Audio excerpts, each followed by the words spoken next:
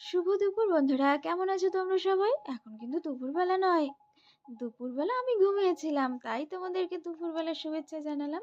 এখন বাজছে ঘড়িতে বিকেল 5:30। তো চলো একটু আমি রেডি হয়ে নিই, রেডি হয়ে সন্ধ্যাবেলা একটু ঘুরতে যাব।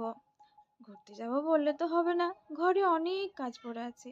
তো যাই, একটু আমি ফ্রেশ হয়ে একটুখানি চা খেয়ে নিই। চা খাওয়ার পরে রেডি হয়ে ঘুরতে যাব।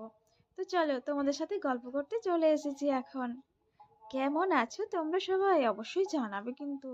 আর অনেকদিন পর আমি ভিডিও করতে এলাম, ভিডিও করার সময়ই পাই না, কত কাজ বাড়িতে। তারপরে সোহাগকে পড়াশোনা করানো, স্কুল যাওয়া, রান্না করা, ঘরের কাজ, কত কাজ। কাজ করতে করতে হাঁপিয়ে গেছি।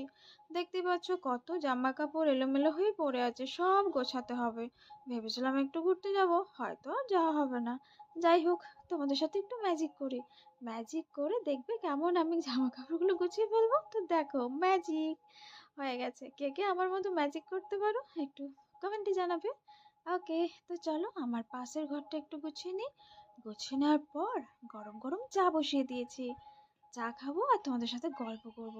না না থাক, আজকে আর গল্প করব না, আজকে গরম গরম চাটা খেয়ে নিই, দিয়ে রেডি হয়ে একটু ঘুরে আসি। টাটা, আবার দেখা হবে পরে।